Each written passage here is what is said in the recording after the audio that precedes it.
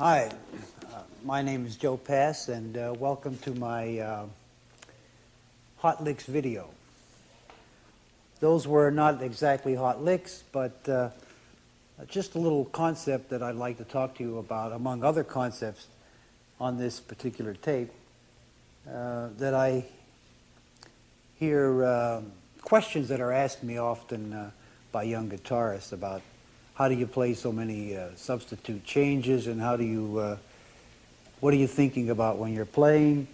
And so I took a little chord pattern. I think it's, let's see, now I'm not good at numbers, but let's see, I think it's 1-6-2-5, or C major, A minor, D minor, and G7. And I tried to show some substitute changes that I would use if I had a 1-6-2-5 pattern.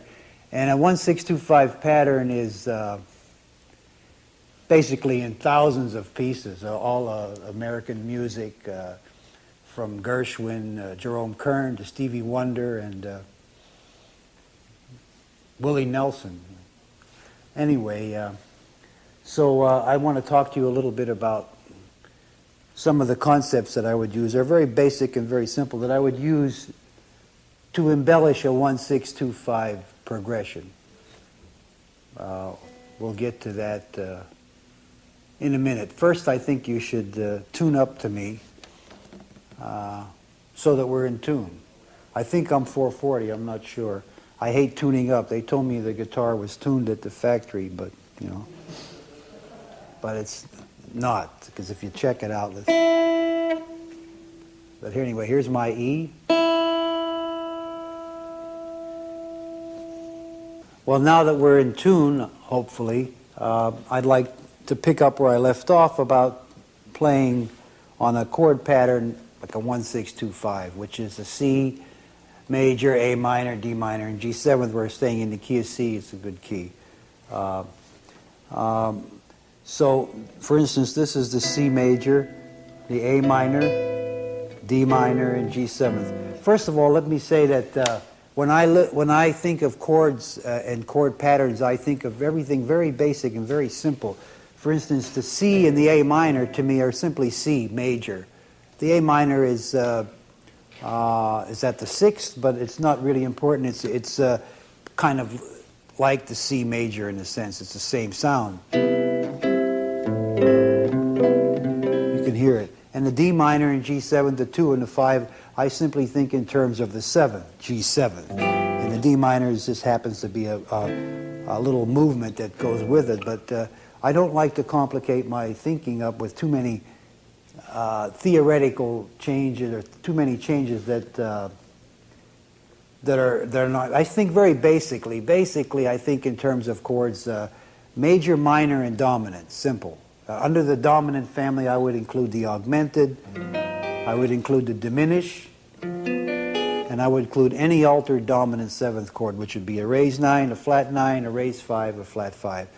But those chords all become, for me, dominant seventh chords. So, but we'll get on to that's another whole different concept or bag. So on the 1-6-2-5, you can play 1, 6, 2, and a 5 chord. Now, if you notice, my 1 chord was a C major 7th, my 6 chord was an A minor 9th, my 2 chord is a D minor 11, and my whatever this chord is, what is this, a 5? My 5 chord is a G 13th, which means that you can always alter your changes by adding tones to them. You don't have to necessarily play.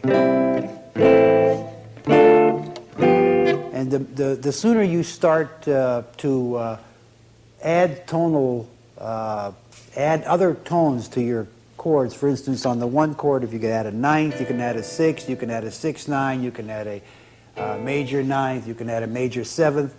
When you add these color tones to your chords, they help to make your playing sound a little more sophisticated, a little more, little hipper, if you want to use the term. So now that's one thing you can do. So you can go.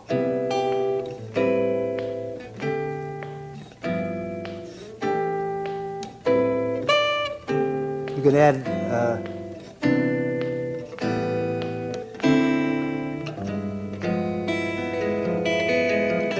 So now what you can also do is I substitute many times for a minor seventh chord, I substitute a dominant seventh chord.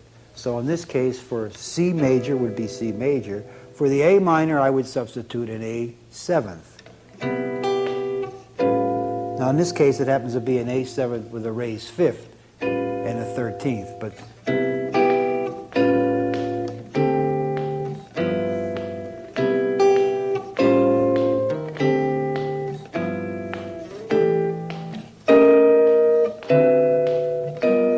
so I'm substituting for the minor, A minor, I'm substituting A7. And all the variations of A7, that would mean A 13th, A augmented, flat 9, A 13 flat 9, A 13 raised 9, A 13 flat 5 raised 9, all the combinations of the dominant seventh that you can think of, and which would be 9ths, 13ths, would be raised 9s, flat 9s, raised 5s, and flat 5s. Those are all the tonalities you can put in the chord. There are no other ones that I can think of. So in this case, I'm having C major 7th, A 13th. Now, I also, like I said, I substitute a dominant 7th for a minor 7th. In this case, the chord was D minor. I make it a 9th or a D 7th.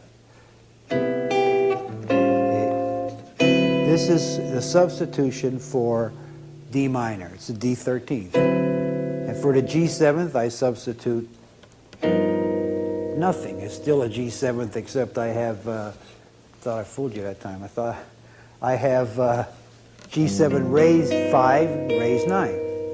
Now, another thing I could tell you about, you can always move chords chromatically. And I'm going to show you another substitution now. In other words, for the key of C, the C major, which is our first chord, the 1, I can make it an E minor, because if you notice, the sound is the same. So very close to the same. E minor and C major are related. If I put a C root on, you have the... So now I can, once I said that I can substitute for a minor chord, a dominant chord. So in this case, the C major becomes E minor becomes E 7th raised 9. And we have this. So listen.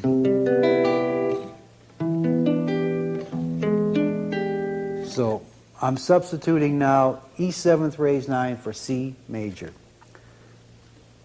coming from E minor, which is a substitution for C major. It sounds like a lot of substitutions, but it's really very simple, because what I'm getting at is this. For the E major raised 9th, E dominant 7th raised 9, I should say, you can always move, like I said, your chords in a line. E 7th is a substitution for C. A 13th is a substitution for A minor. D 7th raised 9 is a substitution for D minor 7th.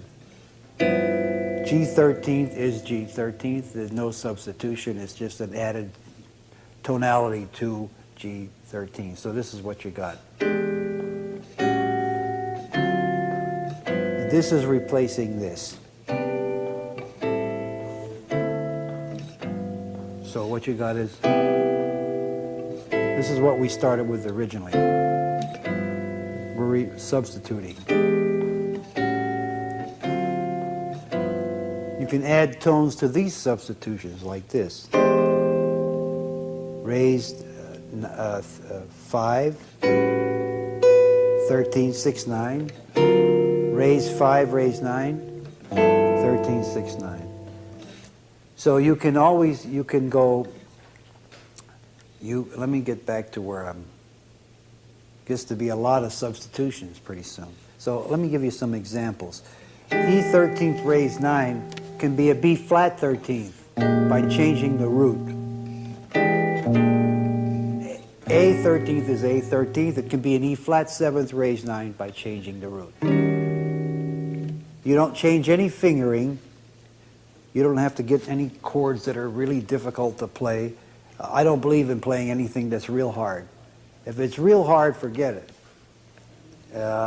Because it takes you so long to finger something like that, that by the time you get it, you can't do anything else. And the object of playing so-called jazz guitar or solo guitar is to be free to play the music that you feel and hear, and not to be tied down with trying to do something that's very technical or very difficult, because it just gets in the way of the playing. And the object of playing the instrument is to play the music that you hear, as I said, and that you feel. And the instrument is just a means to express the music that you want. So I don't know how good it is to not to play real hard things, but I don't like to. Anyway, so E becomes B flat, A becomes E flat, or E flat becomes A, D becomes D and A flat. So you can move, I can't remember the word that I'm looking for, chromatically. A, it's B flat, A7, G7, A flat 7, B flat, A7, A flat 7, G7. That's one pattern. E7, E flat 7, D flat, D7, D flat 7. So let me show you. This is what we start with.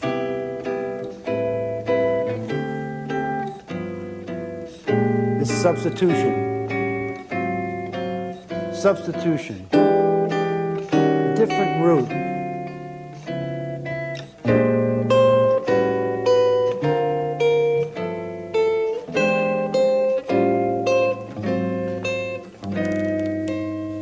You don't have to do that one. That's a hard one. The reason I did that was because you want to keep, sometimes you can move voices back. This is the moving a voice. Sort of a little melodic line. Because things you don't want to do is this.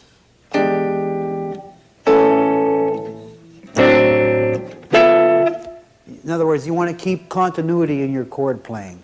If you play a certain voicing, it's almost logical that you could move that voicing back, or by changing one note or one string, you get continuity. So the thing to keep in mind is to keep in mind melodic lines, voice movements. I keep repeating that one. Voice movements, or a common tone in your chord, like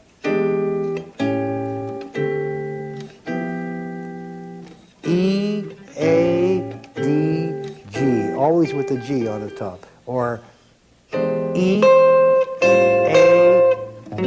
A flat.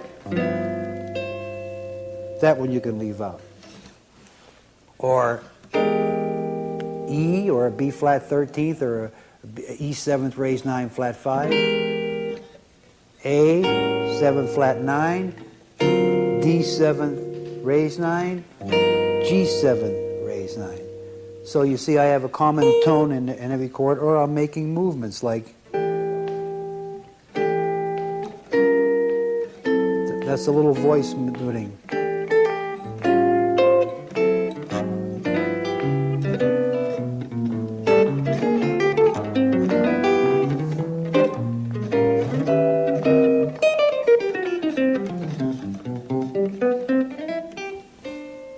Anyway, so let me once review what I was trying to talk about.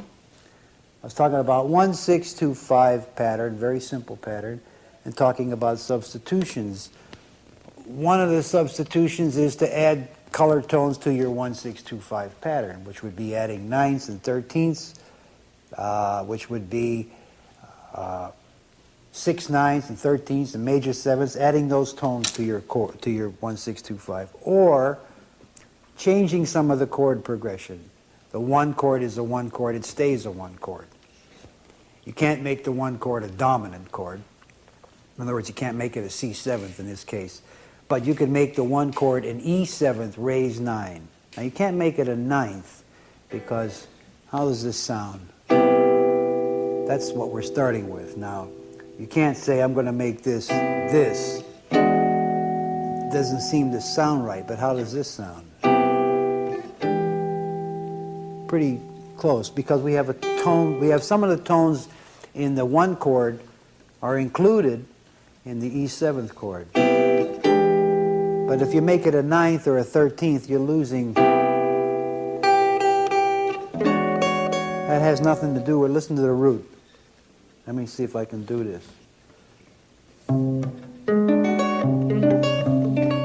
That's not right, but this will be all right. Because that is the raised ninth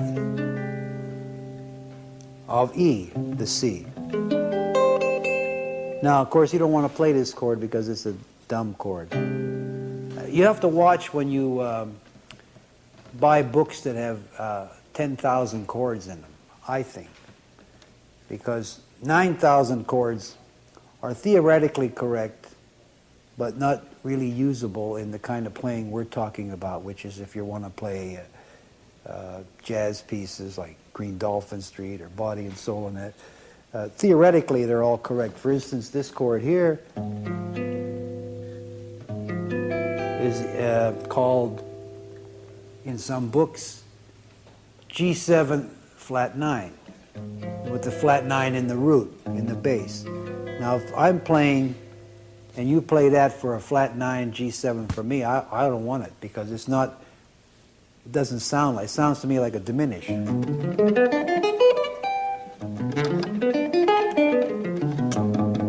G7 flat 9 should be this. All the altered tones in your chords on the guitar, in most cases, should be on the top strings. Flat 9, raised 9, flat 5 should be on the top 3 strings. And I believe that the lower strings should be root chords. So G7 flat 9 is that.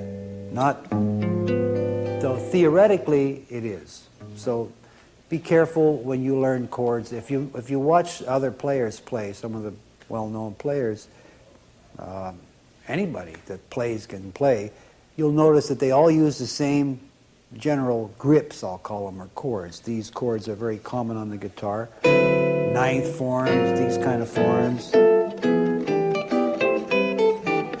Very few people are playing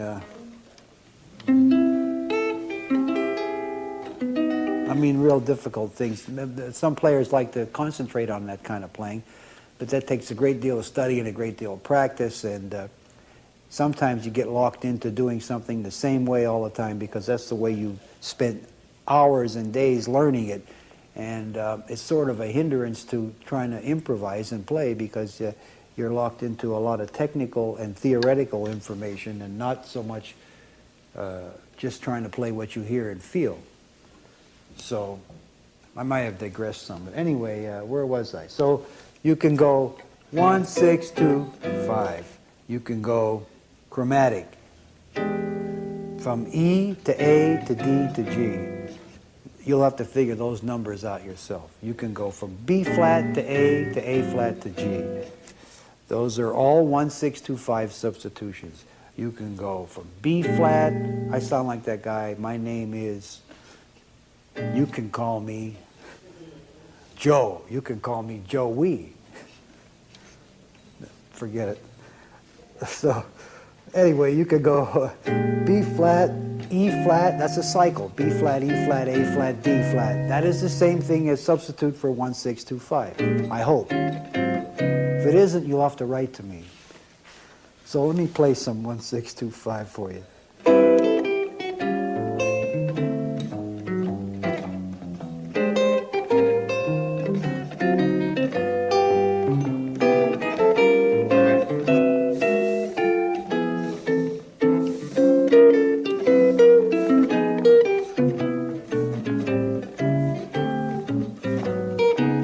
Don't ask me what that is. That's 1, B minor 7, B flat minor 7, A minor 7. Just a little movement. You can always move on the guitar chromatically into the chords that you want. In other words, you can go like this. Or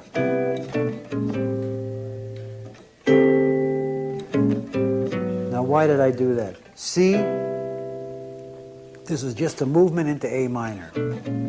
Just a movement.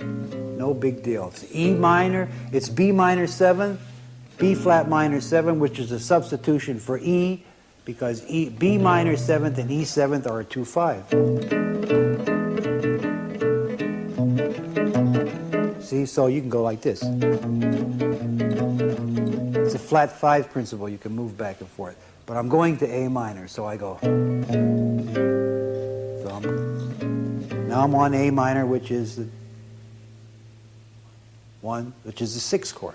Then I don't do anything. I go to the 5 chord. Now I do, since I went like this, in my mind, my ear says, why can't I go? Where does it take me? It takes me from B flat to A minor to A flat minor. A flat minor is the 2 chord of D flat. And D flat is the flat 5 of G. This is really theoretical. I don't know why I got into so much theory, because I'm not a theory person. So here we were.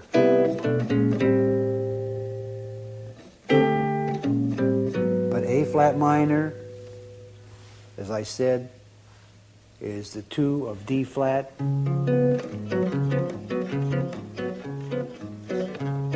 And D flat is the flat 5 of G. So that's why I can do that. So I can go.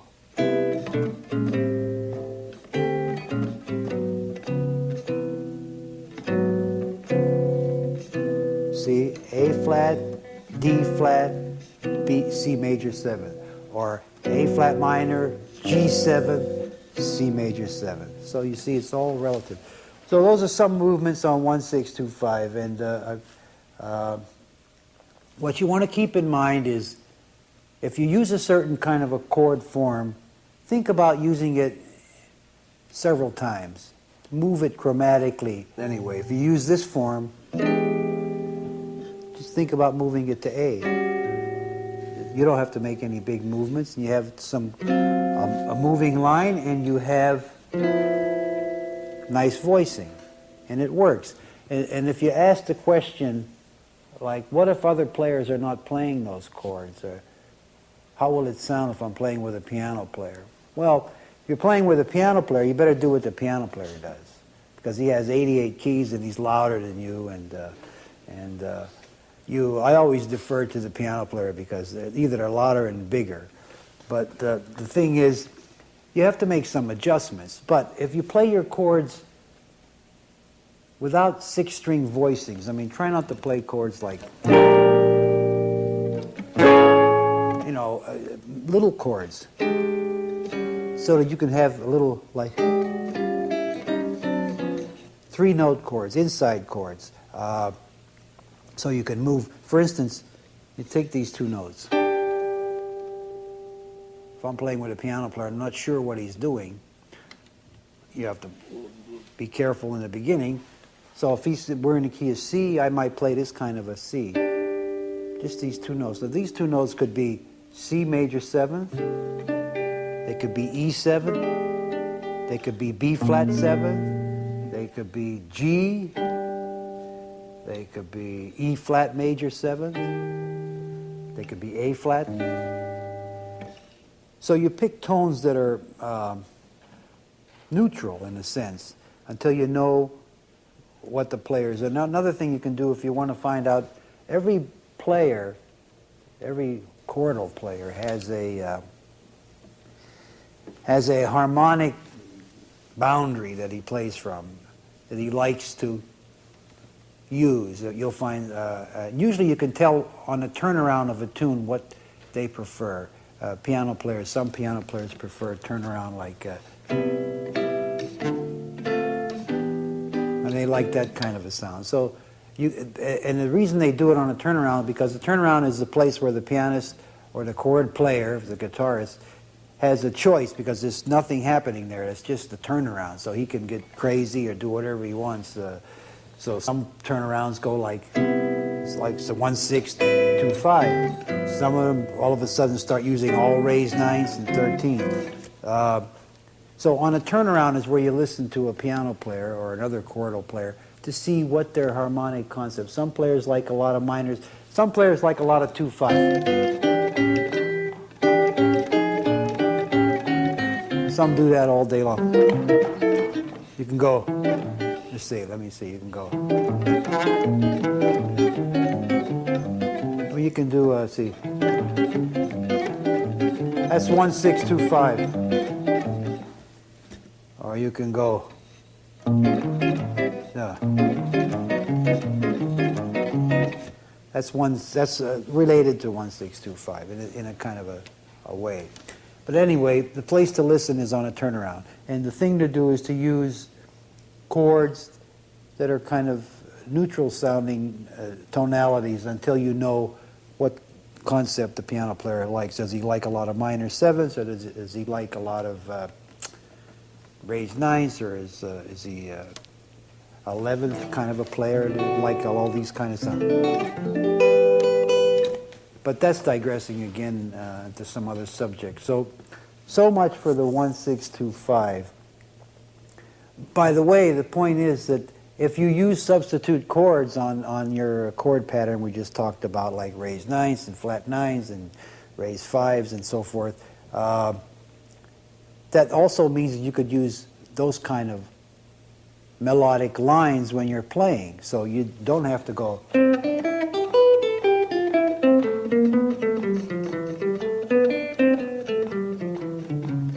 That's kind of plain. 1, 2, 6, or 1625. Those are kind of just kind of scale. You could play.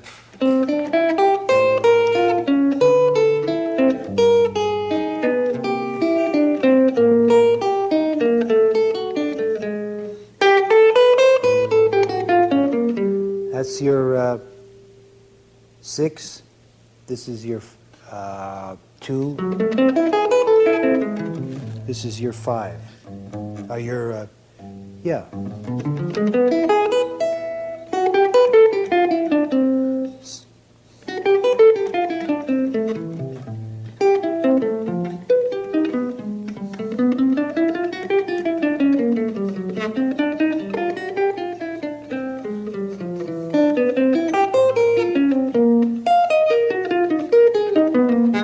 This is your 1. Because it's like an E minor 7 flat 5. I forgot about that. 1, 6, 2, 5.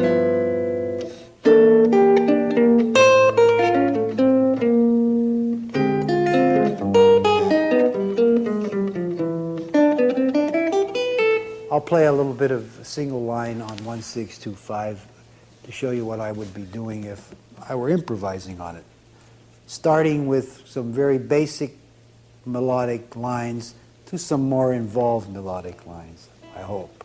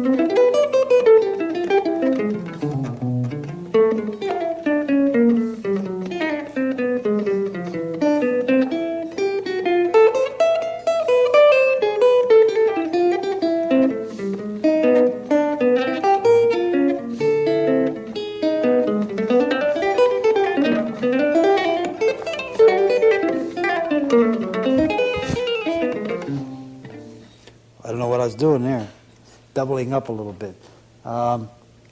So what you can do here is maybe on the 1, that, on the 6, let's see, 1, 6, 2, 5. Those are all like augmenteds. On the 1, 2, 5, 2,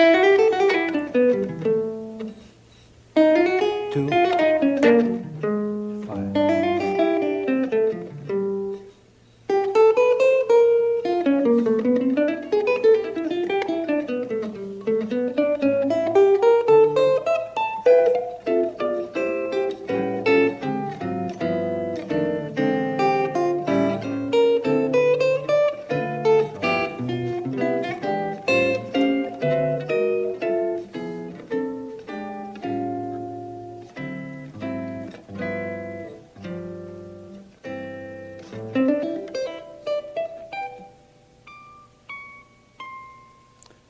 this guitar goes up to D.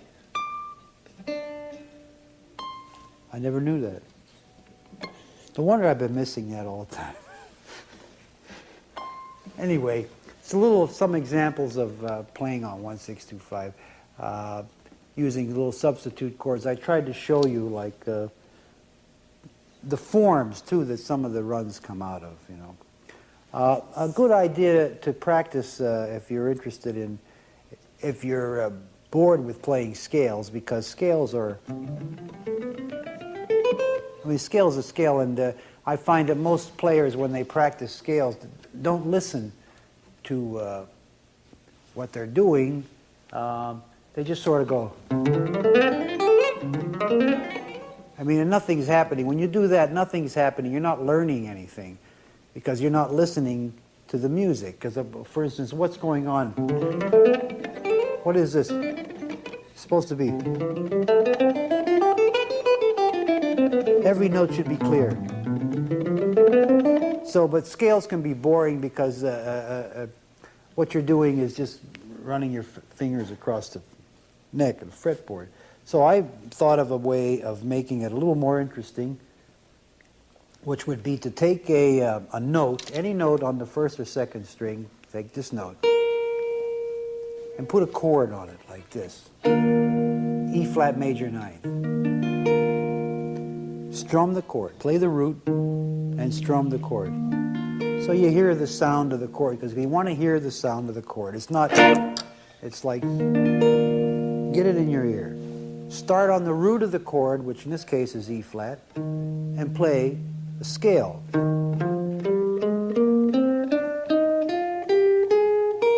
Stopping on the note that, the top of the chord, which is this, so you have this.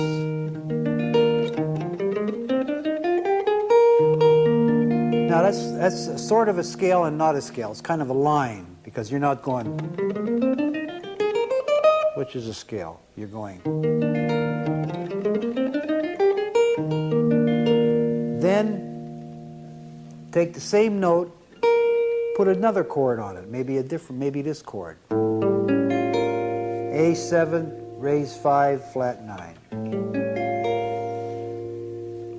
Play a scale from the root, from the root.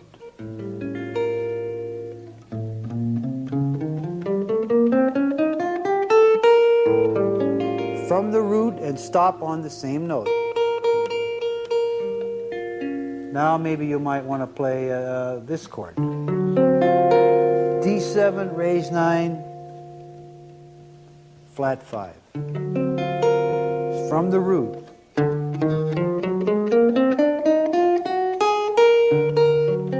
Every time you stop on the same note. So what you have is a pedal tone, one note on the top, and you alter the chord.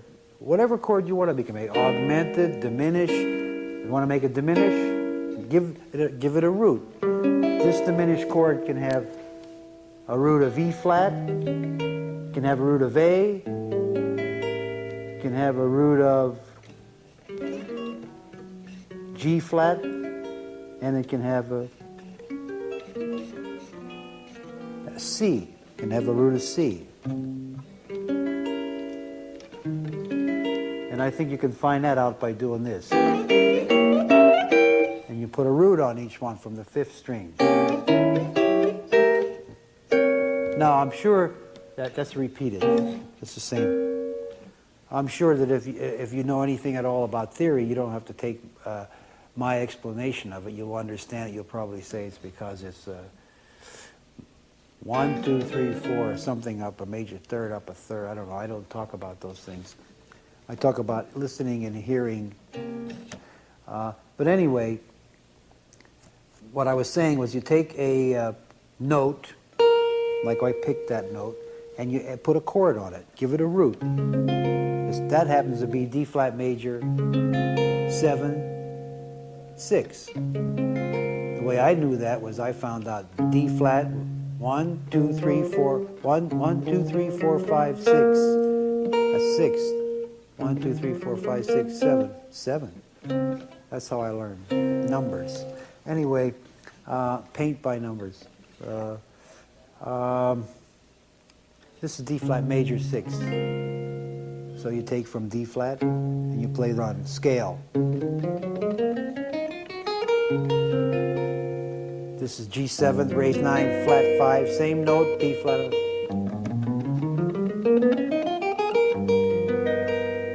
This is G flat 13th, same note.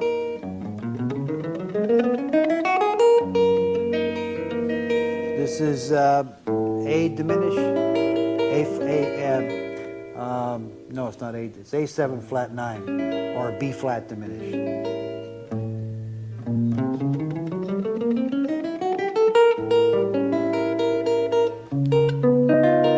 D flat 13th.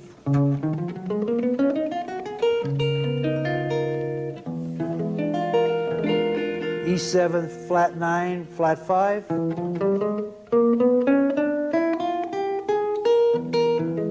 So you see what you have then now is not just a scale that puts you to sleep or is a pattern that you don't really pay attention, but you have sounds of chords, and you have lines that build from one interval, from a root to an interval, and it gives you something more to listen to. By the way, you should always listen when you're playing. Listen to yourself. So many players I see, not many, but some, play chords that they say G7th and they go like this. Now, I mean, that doesn't belong in there. Whether you use a pick or what, that doesn't belong in there. That C is wrong. It doesn't belong in there. But if you don't hear that it's in there, or you play and you don't hear that that note is in there, how do you expect to hear anything else that's like musical? I mean, if you can't hear it, that doesn't sound right. This is a D ninth, nice D ninth, and sometimes I hear players go with the ninth and the root in the bass. So you have to listen very close to everything you play. Something I do is if I play a chord, if I don't like the sound of the chord, I mean, I always say to myself, is that the best sounding chord I can get there? Or can I play something, or can I play? I mean, I'm not going to do anything that's like, but when you grab a certain form, see what you can get out of the form just by moving a finger or two. Now, you don't have to start going. I mean, that's for the guys who want to work real hard. You use about as much as you can in the form. You try something else.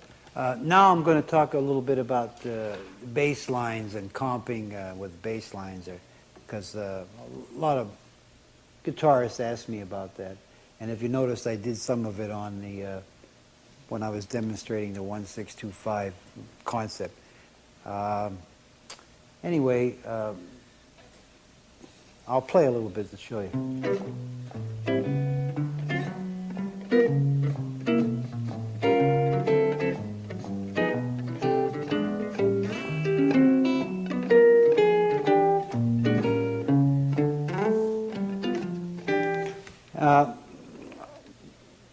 The most important thing about playing bass line and guitar is the bass line.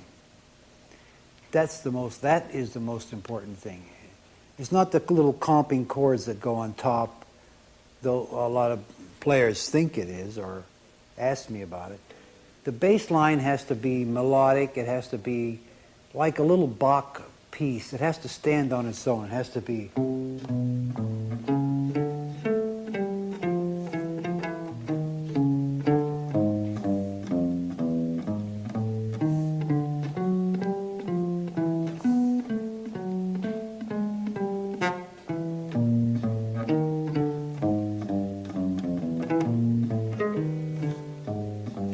The bass line has to be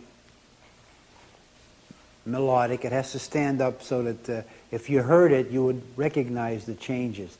Now, it's a little bit difficult to demonstrate that point on a so-called 1-6-2-5 because it doesn't go anywhere really. Because as I said before, a 1 and a 6 are the same to me, and a 2 and 5 are the same. So what we got is, so what we're doing is,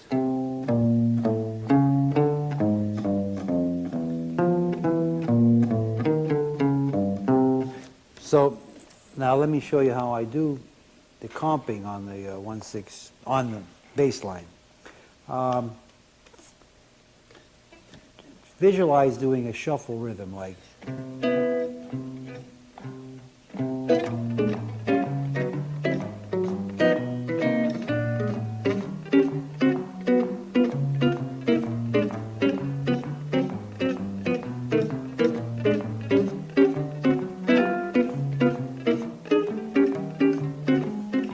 So it's a shuffle, don't go.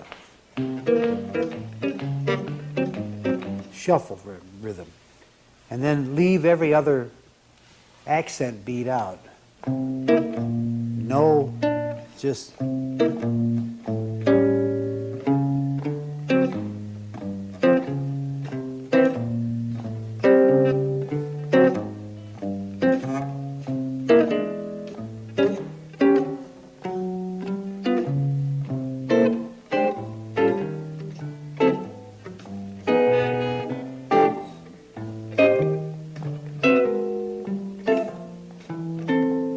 So what you do is, instead of going,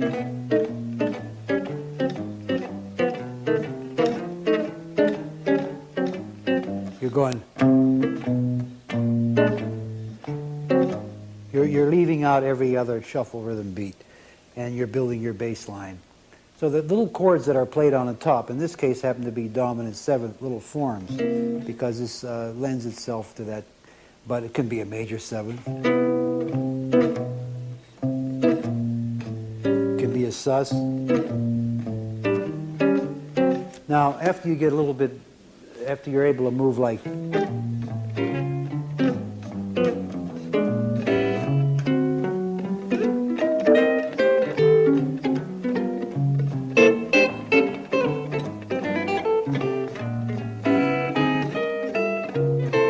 after you can move, I'm moving a little bit fast, I'm showing off a little bit, but after you move a little bit, then you can start adding some little syncopation to it, you know. It doesn't have to be. So you notice every other one. Bum, bop, bop, bop, bop. So you can start going.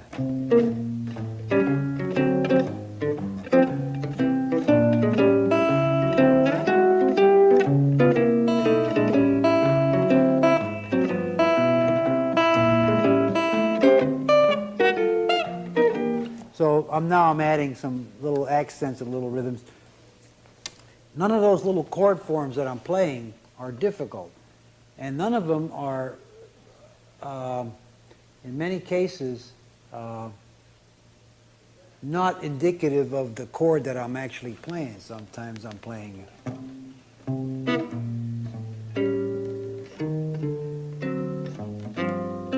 G7, it's a G sus. Or you can do this. Now, these two notes are kind of neutral sounds. See, that could be an E minor, or an E7, or a C. If I have a C root as a bass, say I'm going to go, I can go. See, these two notes are not, it's not like this. In other words, nothing that I'm playing is very difficult. The notes happen to be under my fingers around one of the bar forms, which is another subject I'd like to talk to you about on another tape, which is the subject of using bar forms to move around on the guitar. The value of understanding the bar form, like having a capo, you know, like where you see these people put the thing on, it goes like that. Well, this would be like having a capo and it's stuck in your head, see, and it hurts sometimes, but the bar form serves as a capo. And I'd like to talk to you about that sometime, and the use of it. But in building bass lines, I'll play, for instance, this 1-6-2-5 business with as much as I can think of as far as building a line.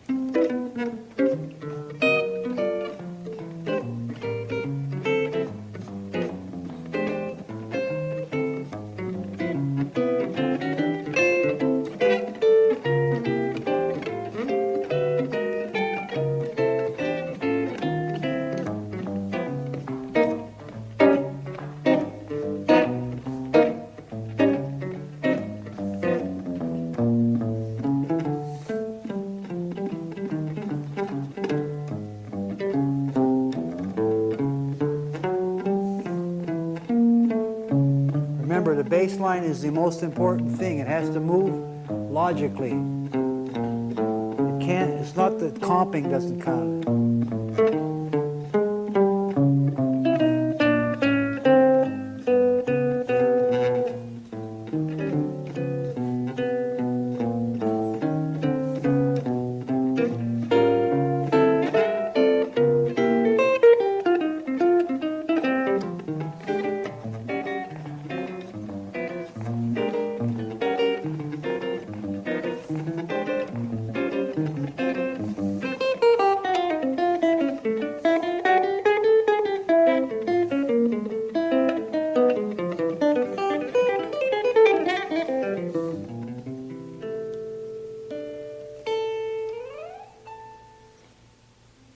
Anyway, that's kind of an example of building bass lines. The important thing is the bass line itself. You should be on the root at a certain place in the bar. I can't tell you exactly where that should be, but the root should be sounding somewhere within the area of the chord change. You can avoid the root. For instance, you can do this same pattern like this.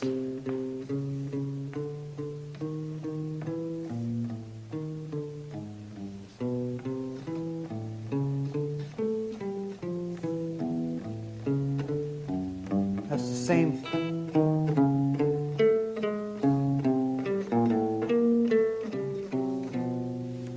That's A7, D7, G7. C.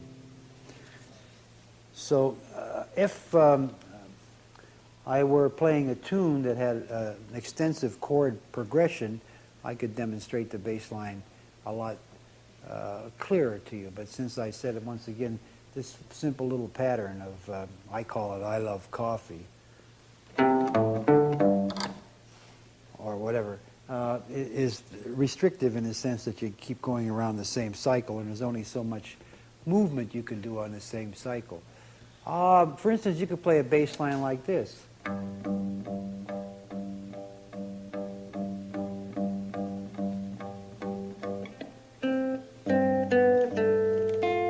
I'll show you.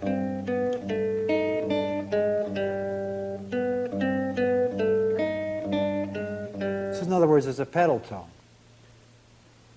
So before I finish, I'll play a tune, or I'll play a little piece for you or something. But there are no wrong notes in playing, you know. It's just that they're in the wrong places. But there can't be a wrong note in music, because there's only, how could there be a wrong note? Maybe there could. Write to me and tell me. I don't know. But I'll take the same chord pattern and play around with it. Slower.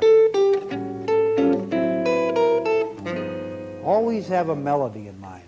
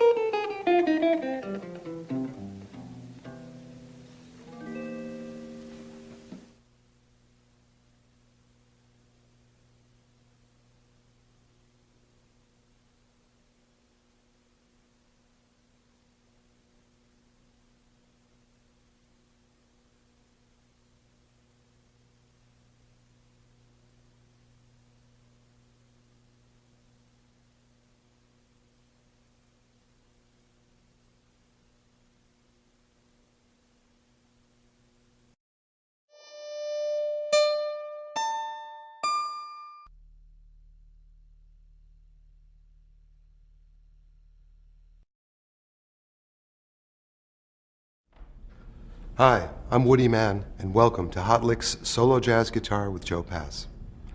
The video on this enhanced DVD was originally released in 1986 in VHS format and was Joe Pass's first instructional video for Hot Licks. Joe Pass has long been hailed as one of the true giants in jazz history.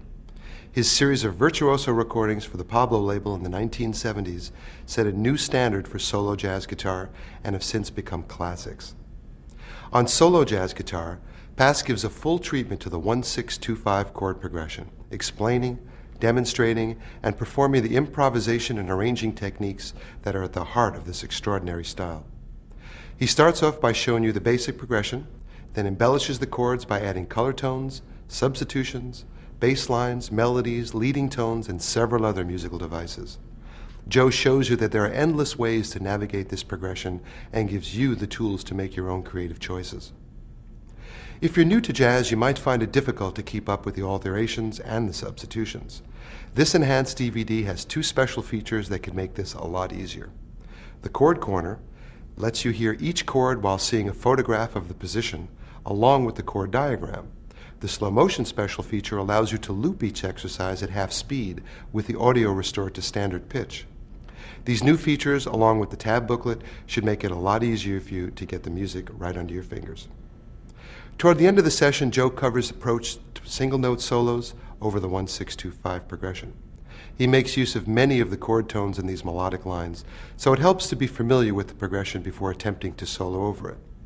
Again, refer to the slow motion section if you have any trouble keeping up. Other features that have been added include Joe's biography, a selected discography, and a suggested listening list of important and influential jazz recordings. Joe's follow-up to solo jazz guitar is called The Blues Side of Jazz and explores the 12-bar blues chord progression that is also commonly used in jazz guitar.